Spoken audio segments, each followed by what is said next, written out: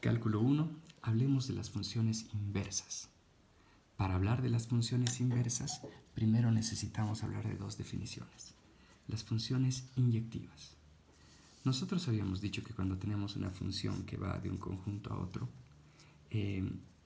está permitido que haya algún punto aquí al que no llega ninguna función, ninguna flecha, que haya algún punto aquí del que no llegue ninguna flecha, y también habíamos dicho que estaba permitido esto.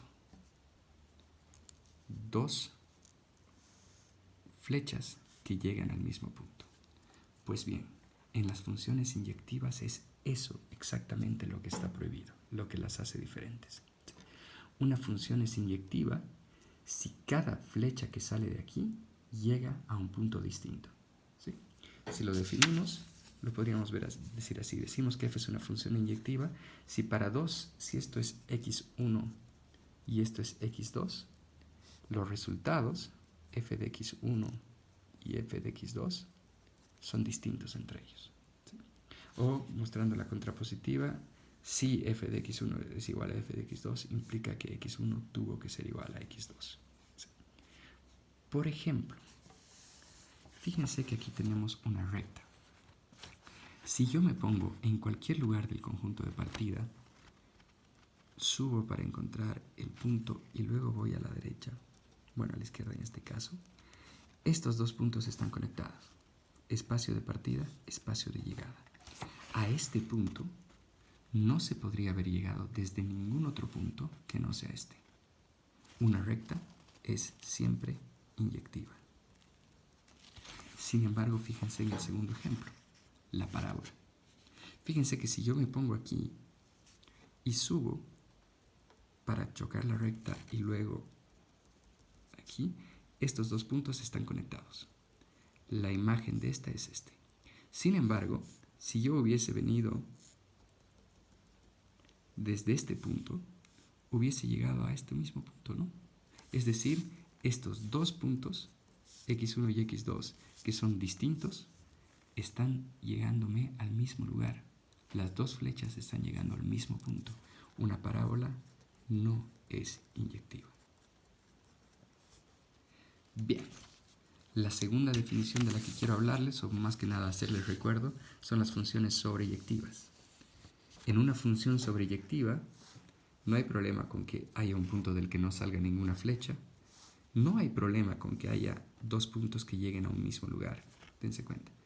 No pasa nada si no es inyectiva. Lo que está prohibido es que haya un punto aquí al que no llega ninguna flecha. Esto ya no lo queremos. ¿Sí? En otras palabras, una función es sobreyectiva si todos los puntos del espacio de llegada son alcanzados por al menos una flecha. Para todos los y's del conjunto de llegada, existe un x del conjunto de partida, tal que f de x es igual a y. Las flechas llegan a todos los puntos. Bien, y ahora unamos esas dos definiciones. Vamos a decir que una función es biyectiva si es inyectiva y sobreyectiva al mismo tiempo. En otras palabras, cada flecha llega a un lugar distinto porque es inyectiva y no hay ningún punto aquí que no sea alcanzado porque es sobreyectiva. ¿Por qué estamos pensando en esto? Porque estamos pensando en el camino de vuelta. ¿Sí? Fíjense, para cuando yo pensaba en ir de A a B, no hay ningún problema. Pero si yo quiero volver de B a A, me preocupaba mucho que la función no sea inyectiva. Porque si yo estoy en este punto, ¿cuál de los dos posibles caminos de vuelta voy a encontrar? Y también me preocupaba mucho que tener un punto aquí al que no llega ninguna flecha, porque quiere decir que entonces no hay ningún camino desde este punto hasta este conjunto. Sin embargo, si yo tengo que la función es biyectiva, estoy seguro que para cualquier punto que yo encuentre en el conjunto de llegada, voy a tener un camino y solo uno para volver. Yo voy a definir entonces la función inversa de f. ¿Sí? Quiero que noten bien esto. Escribir la función inversa como f a la menos 1 es una forma de escribir un convenio.